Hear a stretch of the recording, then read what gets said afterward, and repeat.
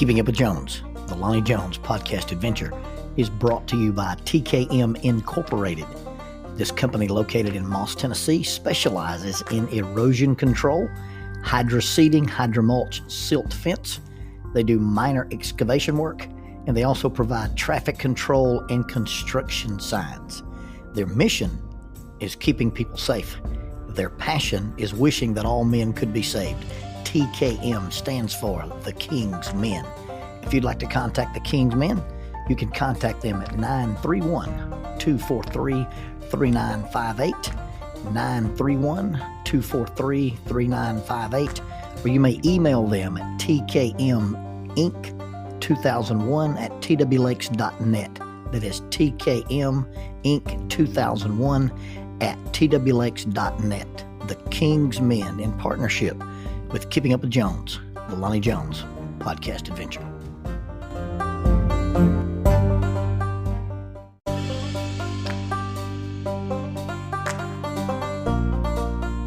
Keeping Up with Jones, the Lonnie Jones podcast adventure, is sponsored by SJ&L General Contractors. SJ&L General Contractors is licensed in both Alabama and Tennessee. This family-owned business provides mass grading, storm drainage, sewer and concrete improvement, asphalt paving, erosion control, demolition, and heavy hauling. If you're in need of any of these services, you can contact them at 931-433-4660. That is 931-433-4660. If you'd like to be employed by this family-owned company, 3 W's and a dot, sjnl.com, www.sjnl.com. They call me from school, and they didn't often call me from school, but when they did call me from school, it was classic. Lonnie Beth was probably in junior high school. She wasn't old enough to drive, and this particular teacher called and said, "I want to start out by telling you that LB is a delight. She is a charming, wonderful young lady." You think, oh boy, if you start out with that kind of caveat, where's this going to go? She's in my class, and I never know she's in there. Now, you'd think somebody who's 4 foot 10 inches tall would sit closer to the front, but no, LB sits in the back. And I really don't know what she does in my class. She draws, she writes. She just never know if she's on the planet or with you or not. He said, so I'm in class today, and we're having a discussion. He said, I'm discussing something with a young man in front of the class, and we get into kind of a heated debate. And I finally pause and ask the young man, do you want to know the truth? And this little blonde-haired, blue-eyed girl pops up in the back and says, you can't handle the truth. And she went back to whatever she was doing. Apparently, whatever else is going on with LB, she's a movie aficionado. I'll tell you the other phone call I got from the same teacher a little bit later. Lonnie Beth called me from home.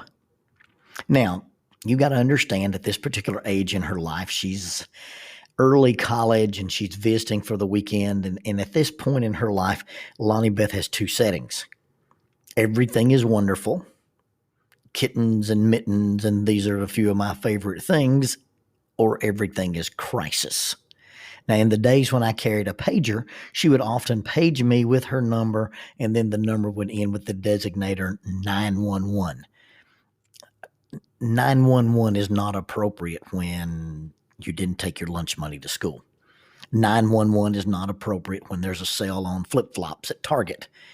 Oftentimes what she thought was crisis and what I thought was crisis was not necessarily crisis. On this particular crisis day, she said, Dad, the sink is stopped up. I left the office and I drove home. And sure enough, the sink was stopped up. Well, I went outside and got one of my orange buckets from Home Depot. I cleared out all the things that Jackie collects under the sink. And I don't know what that stuff is for that she collects under the sink. It's in the cabinet in the kitchen beneath the sink. It's things that children shouldn't drink. It's things that pets shouldn't eat. I've never seen any of it used. There's empty vases and it's just this, I think it's there so that if I ever have to do any plumbing work, it exacerbates my frustration by having to move it all out. So I move it all out. And I unplug the U-trap or the P-trap or whatever it is, and I stick the bucket under, and I drain the bucket out of the sink. And then I'm trying to figure out what is clogged. It looks like the problem is grease that has clogged up this pipe. So I'm down there working with it, and I've got to do something with this wad of grease that I'm getting out of the pipe. And I needed the bucket emptied.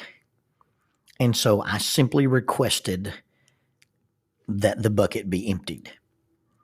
Now, the rest of this is kind of a blank, and I really don't remember, did I just grab the bucket and reach up, or did Lonnie Beth grab the bucket? There's not a lot of things that I just can't handle. Okay? I mean, you can insult me, you can thump my ears, you can push me, you can open hand slap me, and I'm okay. But for some reason, if you throw water on me, if you spray my face with a water gun, or you splash water on me in the creek or the pool, I get a visceral reaction, and I really, really, really have to check my temper. I'm underneath this sink, and I'm messing with this grease trap, and all the water from the Lowe's bucket gets dumped into the sink. Not the side of the sink that still has pipes connected to it, but the side of the sink that the drain has been removed, and there's a direct path to my personage. And yes, I took the whole load. I came out from under the sink, slammed the cabinet door hard enough to knock the handle off of it, and slammed a drawer enough that it broke the front off of it. I looked at my daughter as sternly as I've ever looked at her in my life and said, "Do not come outside." And I took the orange Home Depot bucket outside, and I began to throw it against the wall and against the driveway. And I threw it against the wall and against the driveway to the only thing remaining of it was a handle. I calmly turned, walked back into the house, got the grease out of the pipe, put the pipes back together, and that was that. Now, I guess I lost control. I vented anger. Now, you've got to understand that emotions are energy, and energy follows the path of least resistance. And maybe losing control is not an appropriate term for what I did. Lonnie Beth, in the same class with the same teacher, the guy calls me and said, "Hey, I got another LB story for you." Okay, what's going on? He goes, "So I'm in the front of the room. Lonnie Beth's in the back of the room doing her thing." He says, "I'm debating this kid up front, and we're talking about emotions and anger and temper." And he said, I pointed out to the class, "Hey, look, everybody loses control. Everybody gets mad. Even Jesus got mad and turned over a bunch of tables in the temple." Lonnie Beth pops up out of the blue and says, "If you consider the fact that he could have turned the whole place into cosmic ash, I don't think flipping a table over is that bad." To which you must concede the point. So maybe going outside and destroying an orange bucket wouldn't really be considered out of control when you consider that when she laughed at me when this water poured through the sink and into my lap, that my thought was duct tape her upside down in a tree and play piñata with her by beating on her with the orange bucket. But in any way that you evaluate it, what happened was I let my emotions rage. Now, I'm the guy who will teach that your emotions are information and they're not instructions. Your emotions don't tell you to do anything. They just tell you something. Every now and then they tell you that they want action. Sometimes your emotions make you want to move. And I guess for whatever reason, my bucket was full. And I'm not talking about the one from Home Depot, but my bucket was full, and this water pouring through the sink and into my lap caused me to have this little conniption fit that I had. I do think in some cases it's okay to express anger as long as you don't vent it. If you hunt with a black powder rifle and you sit in a tree all day and you don't shoot at a deer, you can't take that loaded black powder rifle and put it in your gun cabinet. You can't put it on your gun rack. Before you leave those woods, you have to discharge that rifle. Why? It's volatile, it's loaded, it's got a projectile, and it's dangerous, and you can't keep it stored up. And on this occasion, I was loaded. The powder had been compacted The shot had been pressed in and there was a primer on it. You see, the first thing that had happened for me that day was not the phone call from my daughter to come deal with a sink. The first thing that had happened to me that day was they called me from the hospital, and the twin children, the twin infants, the two little girls were in critical condition. And I sat there in the room, helpless, and until the children died. And I walked out of the hospital numb, and I walked through the drizzling rain, and I walked out into the cold, and I didn't bother to put my jacket on, and I didn't bother to put a hat on. And I got in my car and I drove back to the office. And while sitting in the dark, in the bleakness of my office, the phone rang, and a college girl in Christ just said, "Dad, the sink is stopped up."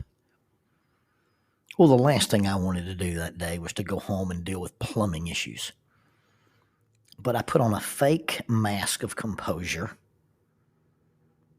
and I drove home, and I calmly, almost too calmly, cleared out the bottom of the sink and began to undo the piping. And I was so distracted that I allowed water to pour through a sink that wasn't connected to pipes into my own lap.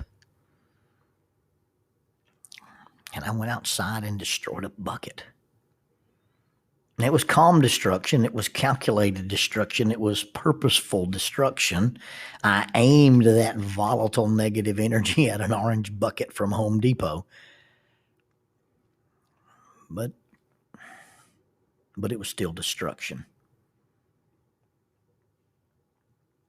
Now, after I tell you the context of my day, you may or may not judge me less harshly about having a temper tantrum or a conniption fit and going outside and destroying a bucket. I'm not proud of it.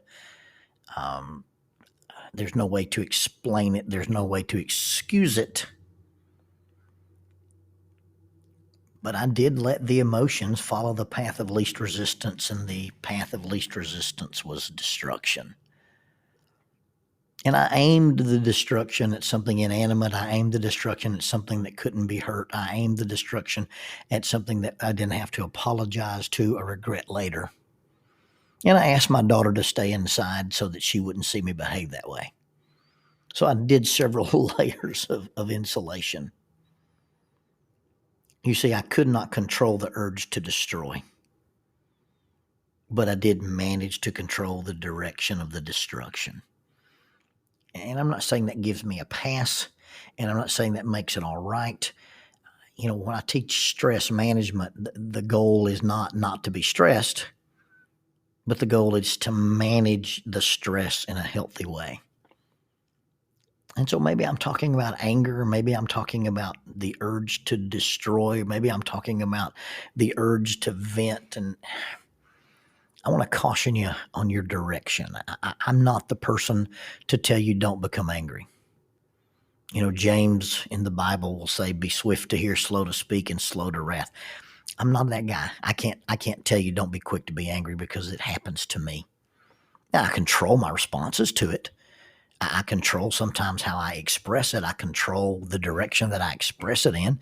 I'm not a fake person. I think people know when I'm angry. I think people know when I'm displeased. I rarely get out of control. So I'm not the person to lecture you or to caution you or warn you, hey, you know, don't let these things bother you, and don't choose anger. And sometimes the anger's there, and sometimes the urge to destroy is there. Just be careful where you aim it. You see, don't let your anger at work destroy your marriage. Don't let your frustration at immaturity destroy your kids. And don't let your grief or your loss or your sense of powerlessness destroy your relationship with God. It's okay to have those feelings. It's probably okay even to have those urges, and it may even be somewhat healthy to express as long as you don't vent it. Just make sure that when there is the urge to destroy, you're in control of the direction of the destruction.